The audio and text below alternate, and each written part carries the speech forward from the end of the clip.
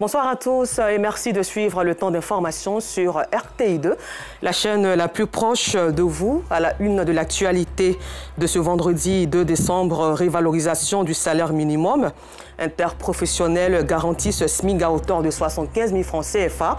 En Côte d'Ivoire, face à cette situation, les Ivoiriens expriment leur inquiétude. Et puis hors de chez nous, les tirs d'armes lourdes ont de nouveau retenti ce 1er décembre dans l'est de la République démocratique du Congo. C'est la reprise des combats entre les rebelles du M23 et l'armée congolaise. Merci encore de nous suivre sur RTI2. Nous démarrons particulièrement ce journal aujourd'hui en sport après avoir honoré la Côte d'Ivoire aux différents championnats d'Afrique du tir à l'arc et du judo. Le président du Comité national olympique de Côte d'Ivoire, Maître Georges Ngouan, et son comité exécutif ont reçu à tour de rôle ces athlètes médaillés. Tout de suite, le compte rendu d'Arsène Kouassi et Jean-Sylvain Rousseau du service des sports. Depuis son accession à la tête du Comité national olympique, Maître Georges Ngouan ne cesse de mettre les athlètes au cœur de son programme. Et cela s'est à nouveau démontré avec les doubles médailles d'or et d'argent des récents championnats d'Afrique du tir à l'arc disputés à Pretoria en Afrique du Sud. Nous sommes encore heureux d'être là afin de présenter à Monsieur le Président et à son comité directeur vraiment le fruit de cette campagne-là. Tout comme les archers, les judokas ont été reçus par le patron de l'olympisme ivoirien. Ils ont glané 27 médailles aux différentes catégories des championnats d'Afrique cadets, juniors et seniors, disputés respectivement au Niger, au Kenya et au Cameroun. Nous pensons qu'il était de notre devoir de venir au Comité national olympique, qui est chargé de gérer le mouvement sportif, venir présenter nos résultats. Pour nous, c'était vraiment un réel plaisir de les recevoir pour, d'une part, leur signifier toute la gratitude du CNO pour le travail qu'ils font et deuxièmement, leur donner nos encouragements. Encouragements parce que vous savez qu'il y a des enjeux importants qui profilent à l'horizon. Honorés par l'instance olympique ivoirienne, le tir à l'arc et le judo promettent de faire mieux afin de relever tous les défis à venir. En ligne de mire, la qualification aux Jeux olympiques de Paris 2024 et les Jeux olympiques de la jeunesse, Dakar 2026. Félicitations donc à nos éléphants. Nous vous le disions en titre, la nouvelle avait été annoncée. Les organisations patronales et syndicales de Côte d'Ivoire prévoient une augmentation de 25% du salaire minimum interprofessionnel garantisse, SMIC à hauteur de 75 000 francs CFA. S'appliquant donc à tout corps de métier, cette augmentation du SMIC suscite de nombreuses interrogations. Et si elle réjouit aujourd'hui certains jeunes en quête d'emploi, cette hausse du SMIC est une hérésie pour certains employés du privé qui estiment qu'avec ce SMIC à hauteur de 75 000 francs CFA, avoir un personnel de maison deviendra désormais un luxe. Aboulaziz Guira a recueilli les réactions des Ivoiriens et son reportage est commenté ici par Afisiata Karamoko Dosso. Après la revalorisation salariale des fonctionnaires et agents de l'État, le SMIC, salaire minimum interprofessionnel garanti, pourrait lui aussi connaître une hausse. Cette proposition est le fruit de négociations avancées entre les centrales syndicales et le patronat ivoirien. La hausse du SMIC n'est pas une inquiétude pour des chefs d'entreprise. Ces employeurs espèrent une aide de l'État afin de respecter au mieux ce projet de loi. J'accueille cette nouvelle avec plaisir. Je suis très heureux d'ailleurs parce que augmenter le SMIC de 60 000 francs à 75 000 francs, c'est à saluer. Ça veut dire que par derrière l'État, nos secteurs privés va nous accompagner dans l'allègement fiscal, dans la concurrence déloyale, parce que nous sommes entreprises agréées. Par contre, il y en a qui n'ont pas d'agrément et qui exercent sur le terrain. Les employés du secteur privé se réjouissent également de cette décision. Ils expriment tout de même des préoccupations. J'adhère à cette loi votée. Pourquoi? Parce qu'il faut respecter les institutions d'un État. L'État a décidé une loi, il faut marcher en fonction de cette loi. Il n'y a pas de problème à ce niveau. Mais il y a un petit problème quelque part. Le problème vient de est-ce que nos salaires seront revus? Par exemple, le père-vente, les gardiens à la maison, celui que tu payais 60 000, aujourd'hui tu dois passer à 75 000. Là, il faut voir qu'il y a une petite difficulté qui s'installe. Dans la commune de Cocody, Raoul exerce en tant qu'agent pourvoyeur de femmes de ménage. Il salue la nouvelle de l'augmentation du SMIG, contrairement à certaines clientes de l'agence. Si une fille trouve au moins un travail de 75 000 francs, alors moi, ça ne me va droit au cœur. Mais le salaire de 75 000 francs, là, est-ce qu'il y a certaines femmes qui ne pourront pas payer? Les 75 000 francs, ça ne me dérange pas, mais ça va beaucoup fatiguer les jeunes filles. Parce que si on dit non, que maintenant c'est 75 000 francs, tu ne manges pas là-bas, tu ne dors pas là-bas, tu descends. Et que ces jeunes filles-là vont payer le transport aller-retour, elles vont rien gagner. Il n'y a pas que moi, il y a toute la population qui utilise le personnel de maison. Je pense que c'est une grosse hérésie de mettre dans la tête des gens ou bien de faire passer le SMIC à 75 000 parce que ceux qui les emploient n'ont pas eu leur salaire augmenté. Je souhaite qu'on me paye à 60 000. Nous les filles, on a assez de dépenses à faire. Quand on te dit de dormir là-bas, 60 000, ça va aller à toi. Mais si ce n'est pas pour dormir et que ta résidence est loin, tu es obligé d'être payé à 75 000 francs par le mois. La possible augmentation du salaire minimum interprofessionnel garanti suscite diverses réactions. Je ne peux que recevoir cette mesure avec beaucoup de satisfaction, dans la mesure où elle vient, n'est-ce pas, améliorer les conditions de vie, n'est-ce pas, des populations de Côte d'Ivoire. Qu'on comprenne que les personnes qu'on utilise comme filles de ménage ou les personnes qui sont dans des emplois, n'est-ce pas, méritent, n'est-ce pas, aussi une amélioration, n'est-ce pas, de leurs conditions de vie. Payer quelqu'un à 75 000, c'est vraiment un minimum. Je trouve que pour moi, le SMIC doit être fait en fonction des métiers. 30 000 francs pour une femme de ménage, c'est pas l'idéal, mais pour moi, je trouve que c'est la somme qu'il faut. Selon le droit du travail, le SMIC s'applique à tout type d'employés du secteur privé. Aussi, aucune dérogation n'est possible pour cette loi. Le SMIC, c'est le salaire minimum interprofessionnel garanti.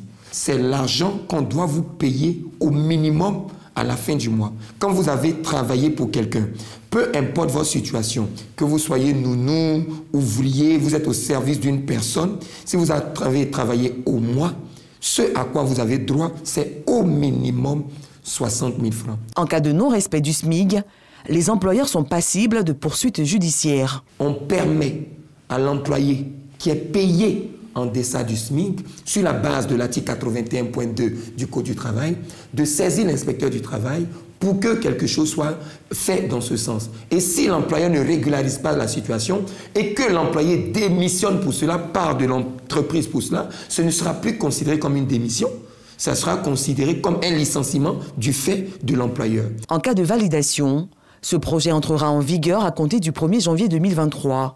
La hausse du SMIG sera alors la deuxième qu'aura connue le pays au cours des 10 dernières années. Au chapitre santé, hier jeudi 1er décembre marquait la journée mondiale de lutte contre le VIH-Sida. Selon l'OMS, l'Organisation mondiale de la santé, 190 000 enfants sont morts de cette maladie. La lutte contre cette infection n'est plus uniquement celle des adultes, mais aussi des enfants. C'est à cet effet que la circonscription de l'enseignement préscolaire et primaire de Cocody à Akwedo a organisé une journée de mobilisation pour la lutte contre le VIH-Sida à l'intention des élèves du primaire. Et soulignons que cette mobilisation s'est tenue au sein de l'école primaire publique Umputo, école située dans le village d'Akwedo. Aboulaziz Guira y était. Le VIH-Sida demeure un problème de santé publique. Cette maladie a causé à ce jour plus de 40 millions de décès à travers le monde. Seulement en 2021, plus de 650 000 personnes sont mortes de causes liées au VIH et plus d'1 million de personnes ont été infectées par la maladie, selon l'OMS, Organisation mondiale de la santé. Ces chiffres apeurent plus d'un et suscitent diverses réactions. Dans cette école, au village d'Akwedo, dans la commune de Cocody, ce sont des élèves particulièrement mobilisés pour la lutte contre le VIH-Sida que nous retrouvons. Ils font montre de leur connaissance sur cette pathologie à travers des jeux et concours. Le sida est une maladie qui tue. On a regardé dans la Côte d'Ivoire et surtout dans l'Afrique, il y a beaucoup de personnes qui meurent à cause du sida. Je conseille aux gens de s'abstenir de tout rapport sexuel non protégé. Et quand vous voulez vous marier, d'abord, avant de vous marier, partez à l'hôpital pour voir si vous n'avez pas le sida. Car le sida peut tuer votre partenaire. À l'initiative de cette cérémonie, la circonscription d'enseignement préscolaire et primaire de Cocody à Kouédo. Les enfants, c'est la base. Si nous passons par la base, nous sommes certains que la population sera gagnée. Il y aura zéro VIH/SIDA en Côte d'Ivoire. Les enfants, ce sont des canaux qui véhiculent rapidement des messages. Et quand on a des élèves, des enfants avec nous, nous sommes certains de gagner. Un véritable plaisir pour les responsables du village et parents d'élèves qui saluent l'initiative. Je remercie Mme Biepé d'avoir choisi l'école primaire d'Impoto comme pour la cérémonie. Ça va faire que peut-être nos enfants qui sont au niveau du village ici vont se méfier de la maladie proprement dite par rapport à la VIH. Chaque année, le 1er décembre, la Côte d'Ivoire, à l'instar de la communauté internationale, célèbre la journée mondiale de lutte contre le VIH/SIDA. Elle vise à apporter un soutien aux personnes vivant avec cette maladie, mais aussi à avoir une pensée pour celles qui ont perdu la vie du fait de cette pathologie. À présent, parlons de paix et de cohésion sociale sur une île riche de sa diversité ethnique. Les jeunes de l'île Boulé 2, village situé sur la lagune Ébri dans la commune de Yopougon, ont décidé de se mettre ensemble pour la promotion de la cohésion sociale, gage du progrès de leur village. Ils ont donc porté leur choix sur un de leurs pour l'atteinte de leur objectif. Et soulignons que la cérémonie d'investiture du président des jeunes du dit village s'est tenue le week-end dernier en présence de Nour Sangaré et Pagasoro Kone de Madangui. Ils ont décidé de fédérer leurs forces pour le vivre ensemble et le développement de leur village. Eux, ce sont les jeunes de l'île Boulé 2 dans la commune de Yopougon. Ils ont porté leur choix sur un de leurs, Emmanuel Kouao, pour mener à bien la mission à eux confiée, la cohésion et le progrès de l'île Boulé 2. L'île Boulé, c'est CEDEAO. On vit avec beaucoup d'ethnies ici, donc sans la cohésion, on ne peut pas vivre ensemble. L'île Boulé, on souffre, il n'y a pas d'hôpital, vraiment en train de moment très difficile. Nos mamans, quand elles sont enceintes, vraiment souvent c'est les pirogues qu'on prend pour les traverser, c'est vraiment difficile pour nous. On va s'approcher des décideurs, des autorités, de la commune, pour qu'on puisse vraiment voir la souffrance de l'île Boulé, car l'île Boulé souffre. Nouok Bakayoko, représentant le maire de la commune de Yopougon par ailleurs, président de la jeunesse communale, a invité les jeunes de l'île Boulé à la culture de la cohésion sociale, mais surtout à saisir les opportunités offertes par l'agence Emploi Jeunes.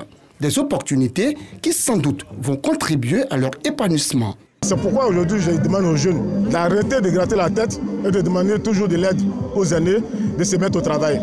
Aujourd'hui, il y a plusieurs opportunités à travers le ministère de la Jeunesse qui sont lancées et que les jeunes puissent saisir ces opportunités. Il est bon pour le gouvernement de lancer des opportunités, mais aussi aux jeunes de pouvoir saisir ces opportunités pour s'insérer dans le tissu social de la Côte d'Ivoire. L'île Boulé 2 est un village situé sur la lagune Ébriée dans la commune de Yopougon. C'est une île riche de sa diversité ethnique. Et puis retour en football où la FIF soutient les jeunes. Le tournoi international du district autonome d'Abidjan se tiendra fin décembre. Et le foot solidaire entend donc dissuader les jeunes qui cherchent l'Eldorado en émigrant plutôt 10 équipes qui s'affronteront.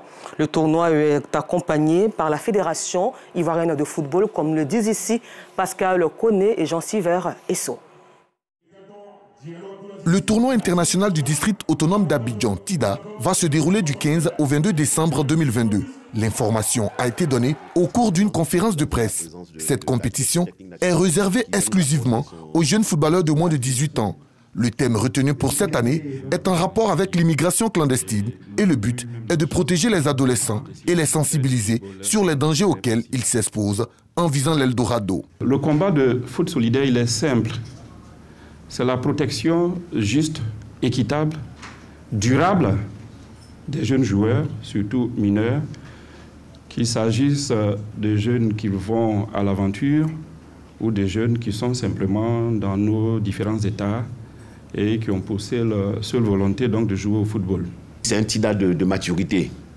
Aujourd'hui, vous constatez que le TIDA a pris de l'envergure. De plus en plus, nous voyons des gens qui viennent de très loin, de contrées vraiment éloignées d'ici, qui viennent participer au TIDA. La demande, elle est de plus en plus forte, mais la plus belle femme ne peut offrir que ce qu'elle a. nous ne pouvons accepter qu'un certain nombre d'équipes, en termes de qualité, en termes de plateau technique, pour que ces jeunes-là puissent présenter au monde, au public sportif en Côte d'Ivoire, leur capacité réelle. 10 équipes reparties en 2 poules vont s'affronter sur 7 journées pour détrôner le Sol FC, vainqueur de l'édition précédente. Tous les matchs, contrairement aux éditions précédentes, se joueront les matins. On n'aura pas de match dans l'après-midi comme les années antérieures, compte tenu de la difficulté que nous avons par rapport au terrain de compétition. Ce tournoi va bénéficier du soutien de la Fédération ivoirienne de football, mais aussi d'une maison d'assurance qui s'engage à accompagner les jeunes footballeurs. Autre chose à présent, le Tchapalo est une bière traditionnelle autochtone, fabriquée en Côte d'Ivoire à partir de céréales, notamment le sorgho. Produit en général dans le nord du pays, il est majoritairement consommé par les peuples Sénoufo, Tiagbanan, Lobi et Koulango. Comment cette bière de sorgho est-elle produite? Quelles sont donc ses vertus thérapeutiques? Que pensent les différents consommateurs de cette boisson traditionnelle? Les réponses dans ce reportage de Yacouba Koulibaly, qui a bien sillonné le marché de Tchapalo d'Abobo pour voir sa fabrication. Il est commenté ici par Georgette Ido Fofana. C'est devenu une seconde habitude pour ces fidèles consommateurs de Tchapalo, une bière artisanale, de se retrouver autour d'un pot pour passer de bons moments. En provenance d'Adjamé après le marché, Ounoupal fait un tour au cabaret de Tchapalo, communément appelé Tchapalodrome d'Abobo. Quand on vient faire marché, on vient aussi et puis on boit. Puis ces boissons d'ici, en tout cas ça nous plaît plus qu'il y a Adjamé là-bas. Souvent aussi, on vient payer pour aller donner notre ami, ceux qui nous appellent des lobbies, que nous on boit des Tchapalo, en tout cas on accepte. Mais comment obtient-on cette boisson alcoolisée très prisée par les amateurs de boissons artisanales? Pour le savoir, un rendez-vous est pris avec Valérie Noufé, pour qui la production de cette boisson naturelle au goût d'alcool n'a pas de secret. Une fois au marché, Valérie Noufé s'approvisionne en matière première. La recette au complet, elle retourne à sa place pour procéder à la production proprement dite. On prépare le Tchapalo le premier jour, on s'en va écraser le mil. On vient, on met ça dans l'eau, on ajoute le gluant dedans, on extrait l'eau là. On fait rentrer l'eau et puis on prépare le fond au feu. Quand on finit de préparer ce qui est au feu, on met ça dans l'eau qu'on a extrait pour mettre dans la barrique. Le lendemain, mettons, on vient, on filtre l'eau. Première eau qui est dans la barrique, là, on met ça au feu. Et puis le fond qui est là, on fait passer ça par panier, dans le panier, l'extrait l'eau et puis on prépare deuxième tour. Troisième jour, on fermente. Le deuxième jour, quand on a préparé le soir, là, on fermente ça. Le troisième jour, on consomme. C'est ça qui est le Tchapalo. Ça devient fort, mais c'est plus le goût d'alcool aussi. Ça devient, parce que c'est ça qui fait la boisson Tchapalo.